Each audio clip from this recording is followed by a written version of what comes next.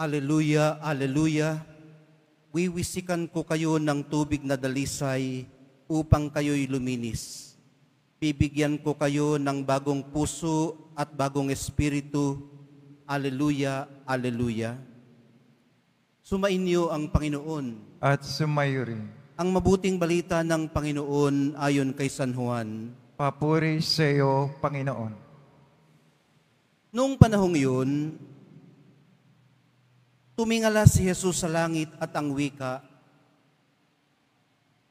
Ama, dumating na ang oras, parangalan mo ang iyong anak upang maparangalan ka naman niya, sapagkat pinagkalooban mo siya ng kapangyarihan sa sangkatauhan upang magbigay ng buhay na walang hanggan sa lahat ng ibinigay mo sa Kanya. Idinadalangin ko sila, hindi ang sanlibutan kundi ang lahat ng ibinigay mo sa akin, sapagkat sila'y iyo. Naibigay ko na sa kanila ang iyong salita at kinaputan sila ng sanlibutan, sapagkat hindi na sila makasanlibutan, tulad kong hindi makasanlibutan. Hindi ko idinadalangin alisin mo sila sa sanlibutan, kundi iligtas mo sila sa masama.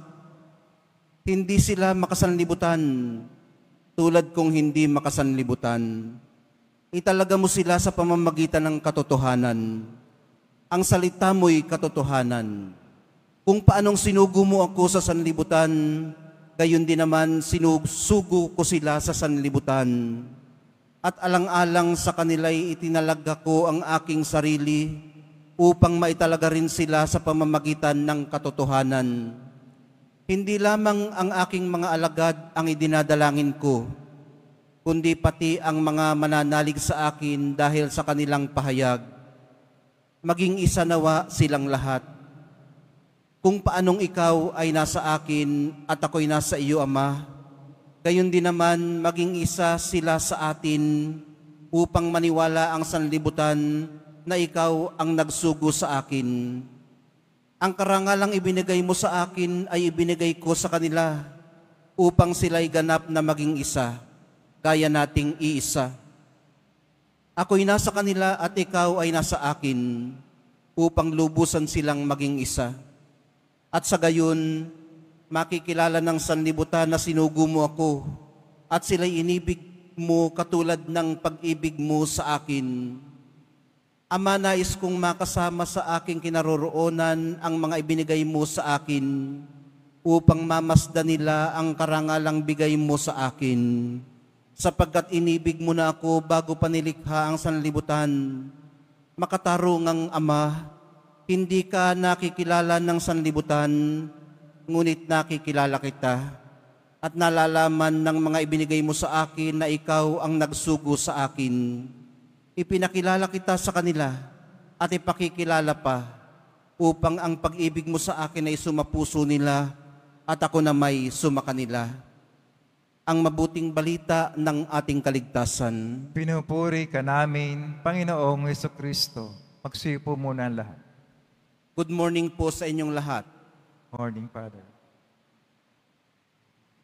Gaya ng nabanggit natin kanina sa introduction, kapistahan po ngayon ng Panginoong Jesucristo, dakila't walang hanggang pari. Naghandog po siya ng kanyang sarili dahil sa ating mga kasalanan, minsanan, sapat, at para sa lahat.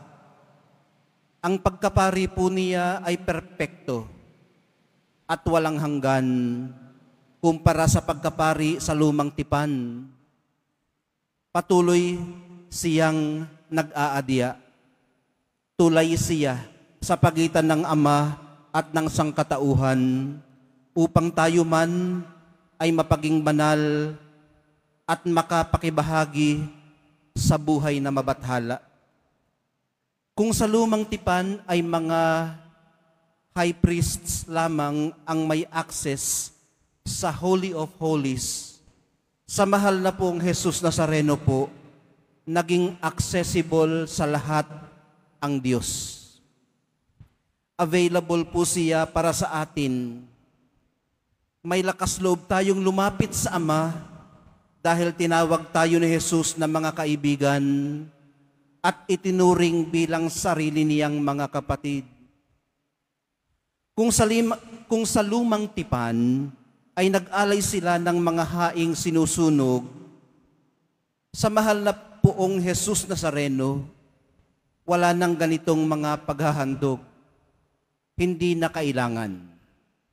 Siya na po mismo ang nagbigay ng kanyang sarili once and for all bilang handog. Ibinabahagi po niya sa atin ang kanyang pagkapari, mga kapatid, ordained man tayo o hindi. Kung paanong idinalangin niya sa Ama ang lahat ng kanyang mga tinatangkilik, dahil sa common priesthood natin, nakakapagpanalanginan tayo sa isa't isa. Kung paanong ibinigay niya ang kanyang katawan bilang tinapay ng buhay at itinigis ang kanyang dugo bilang haing nagbibigay buhay, tayo pong kanyang pinaghandugan ay matuturinawa na magsakripisyo para sa ating kapwa. Tandaan po nating ang ating sakripisyo ay hindi para ulitin ang ginawa niya. Pagtanaw po natin ito ng may utang na loob sa pamamagitan ng pagsusukli sa kapwa. Bigyang lakas nawa tayo ng tatanggapin nating banal na Eukaristiya at gabayan ng Espiritong Banal sa pang-araw-araw nating pagsasabuhay ng pagkaparing ibinahagi niya sa atin. Mahal na Poong Jesus Nazareno, kayo po ang aming dakila't walang hanggang pari at wala nang iba.